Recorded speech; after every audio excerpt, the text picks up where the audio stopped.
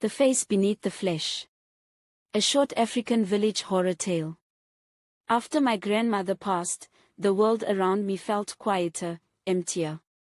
She had been a strong woman, feared and respected, known across Delta State for her wisdom and her strange dreams. A year after her burial, I found myself sitting under a mango tree in Otero, a sleepy village where I'd gone to visit an old friend. The afternoon was quiet, the sun hanging low and casting golden shadows through the leaves. That was when I saw her. To continue with me on this interesting story, sit back and relax. The exact face. The same wrapper. Her distinct limp. Without thinking, I sprang to my feet. Mama Ejiro. I called out, using her daughter's name as we often did to tease her. She didn't respond.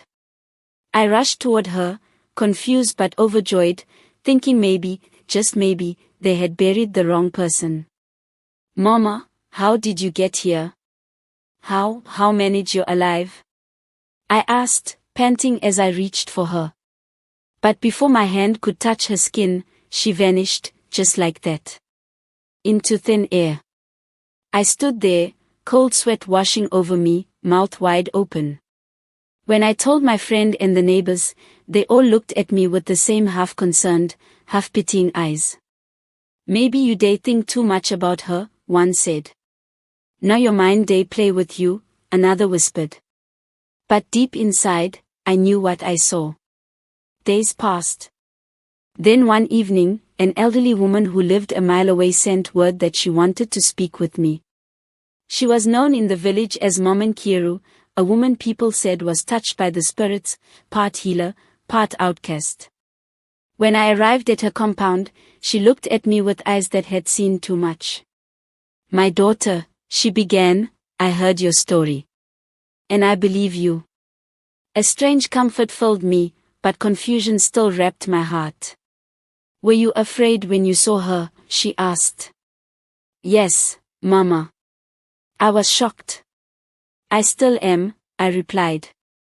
She nodded, as if she expected the answer. Sit down, she said softly. Then, she told me something that would stay with me for the rest of my life. People have been deceived. They say the dead live in another land, or that if a person dies young, they go elsewhere to finish their years. These are sweet lies. But the truth is this, when a person dies, they are gone. Completely gone. I stared at her, heart racing. But I saw her with my eyes. She leaned closer. What you saw was not your grandmother. It was a familiar spirit, a demon from the pit of hell. These spirits take the faces of the dead, wear their skin like cloth, and walk among the living. They cannot function in this world without a body, so they steal one. My body chilled. They leave the places where the person once lived, because those who knew them might recognize them and call them by name. And when someone does, they vanish, because the human name binds them. That's what happened when you called out. That's why she disappeared. I was speechless.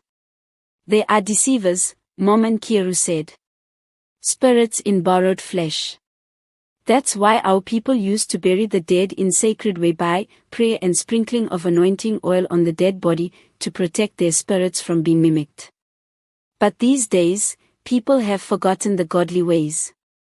They've opened doors that should have stayed closed. I went home that night unable to sleep.